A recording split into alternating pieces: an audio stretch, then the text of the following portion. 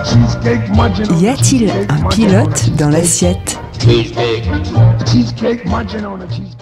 Anne, bonjour. Bonjour Charlotte. Aujourd'hui, c'est un peu moins sympa le menu du jour que la semaine dernière. La semaine dernière, on a parlé des glaces et ça, c'était formidable. Et aujourd'hui, on va parler des algues. Et j'avoue que les algues, je me demande même si ça se mange pour de vrai. Alors oui, ça se mange. T'as mangé des sushis déjà? Oui. Le sushi, c'est cette feuille d'algues nori séchée qui les entoure et qui est un petit très fine et très souple. Et c'est évidemment de l'algue, voilà.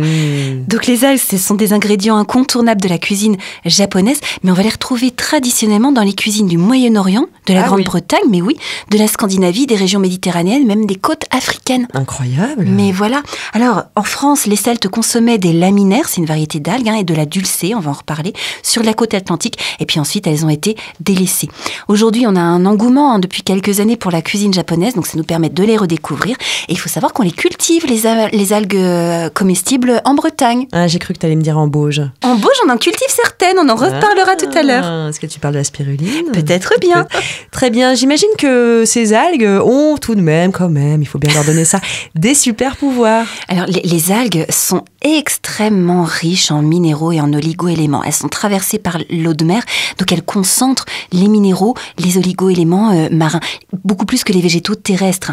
Donc elles vont être riches évidemment en sodium, elles sont riches en sel forcément. Elles vont être riches aussi en calcium, en phosphore, en potassium, en magnésium et évidemment en iode. Ce sont des sources d'iode. Le fait qu'elles soient concentrées en micronutriments, ça leur donne une saveur assez intense. Ce sont donc des ingrédients qu'on va utiliser plus comme des légumes condiments, un peu à l'instar de l'ail et de l'oignon, et pas que comme composante principale d'un plat déjà parce qu'elles ont des saveurs vraiment fortes, et puis ensuite parce que les teneurs qu'elles ont en minéraux et en oligo-éléments, ça peut faire un petit peu tout à coup, waouh, on en apporte plein dans le corps, etc. Ça peut le dérouter un petit peu. Voilà. J'imagine qu'il n'y a pas une algue, mais des algues. Mais oui, il y a plein de variétés différentes. Alors, on va faire quelques portraits. On parlait de la dulcée tout à l'heure. Alors, la dulcée, c'est une algue rouge qui est très souple, assez fine, et sa saveur est douce, donc c'est assez sympa de commencer par là pour se familiariser avec les algues. D'ailleurs, on peut tout simplement la hacher finement pour relever délicatement une mayonnaise.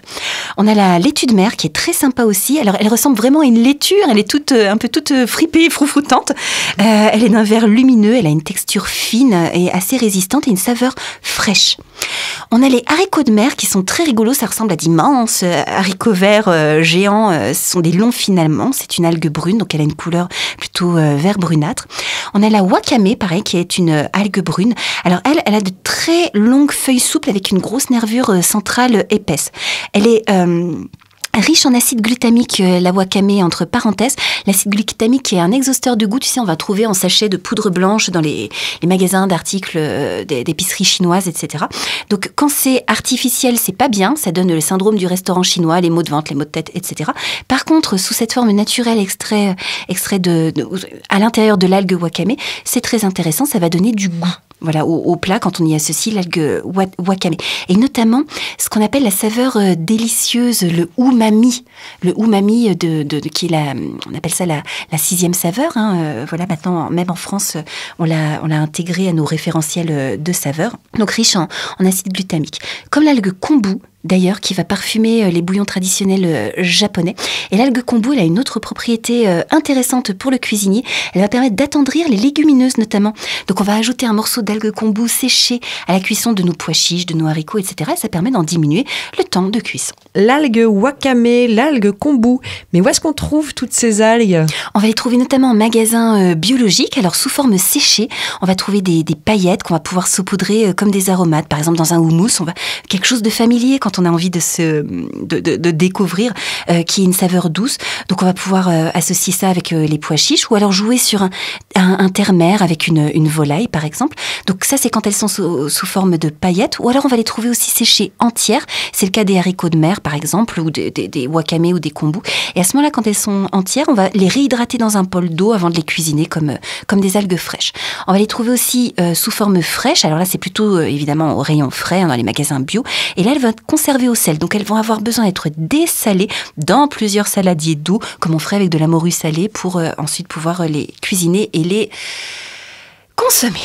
Pas besoin d'aller sur les bords de mer pour les trouver, en fait. Non, les algues viennent à nous. Et d'ailleurs, nous avons Sophie Daudelin qui avait ramené des algues de Bretagne, de ses des pèlerinages de temps en temps, effectivement. Absolument. Qu'on va pouvoir retrouver donc chez Croque-Bauge. Alors, pour découvrir les algues fraîches, il y a une recette qui est juste merveilleuse, c'est le tartare d'algues fraîches. Donc, pourquoi est-ce que ça va nous permettre de nous familiariser facilement? C'est parce qu'on va bien relever avec des capres, des cornichons, tout ça, c'est familier. On va mettre du jus de citron, des herbes aromatiques plutôt fraîches, saveur un petit peu anisée, comme la nette, l'estragon, etc. Et ça permet vraiment de découvrir le tartare sur des tartines ou en association avec des poissons, etc. Je reconnais que le tartare d'algues, c'est très bon. Avec un petit peu de beurre dessous, là. N'est-ce pas? Mais ravissant, évidemment, c'est ravissant. Le beurre, ça permet encore de faire passer la pilule quand on a peur de découvrir des choses un petit peu bizarres, etc. On associe avec des choses familières. Il y a une recette sur ton blog? Mais tout à fait. Donc, vous allez pouvoir retrouver la recette du tartare d'algues et puis vous allez pouvoir retrouver d'autres recettes avec d'autres ingrédients qui permettent des mariages heureux. Évidemment, poissons et fruits de mer vont se marier divinement avec les algues. Donc là, vous allez retrouver un tartare d'algues et de truites fraîches. Avec Laurence Salomon, j'avais appris aussi à faire des émulsions d'algues dulcées qui permettent d'accompagner tout simplement un beau petit saumon cuit vapeur, par exemple. Ou ce que j'adorais qu'elle faisait, c'était les coussinets de saumon, où elle faisait une farce au tofu mélangée avec des algues. Vous allez retrouver une recette sur mon blog. Moi, j'adore associer les algues au concombre aussi, parce que le concombre aime l'iode quand même. Donc, vous allez retrouver une recette de tzatziki à la laitue de mer. Donc, le tzatziki, c'est pas facile à dire. Hein. Tu as du concombre, tu as du yaourt, du citron. Moi, j'avais ajouté dans celui-là, pour donner du croquant, des rondelles de radis rose. Voilà, ça met une petite touche de rose agréable aussi. Et puis, de la laitue de mer qui va amener son verre pimpant. Donc, pareil, on a les aliments familiers, le radis, le concombre, le yaourt, et on ajoute l'algue en touche.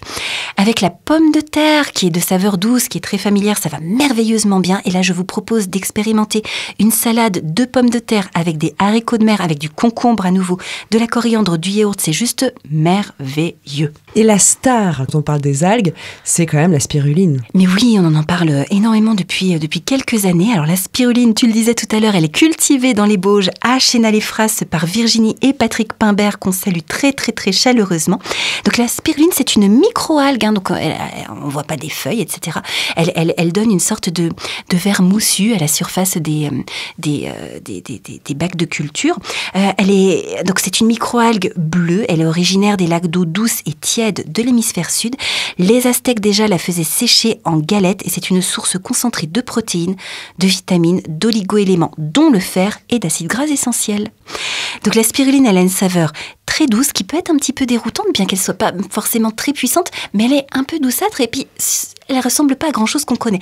On va l'associer avec des choses familières qui vont venir la rafraîchir, comme la pomme fraîche. Moi j'adore quand Virginie Pimbert, elle fait déguster juste des lamelles de pommes un peu fruitées, éventuellement aussi un filet de sirop d'agave et puis quelques granules de spiruline. C'est vraiment super bon. La spiruline, ça va super bien avec le chocolat spiruline, c'est une merveille. Et j'adore l'associer avec du citron et avec de la menthe. Et vous allez retrouver sur le blog des Mangeurs Libres un dessert bleuté à base de lait de riz, de crème de coco associé avec un sirop de menthe citron. C'est une splendeur. Avec toi, c'est tout un autre monde qui s'ouvre, Anne. Merci beaucoup pour ces découvertes, vraiment.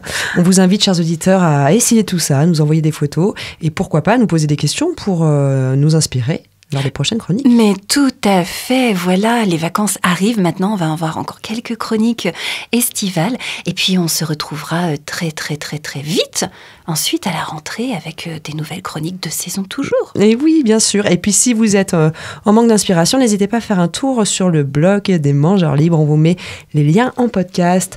Anne, bonne journée à toi. Belle journée, très bonne semaine à tous. À la semaine prochaine.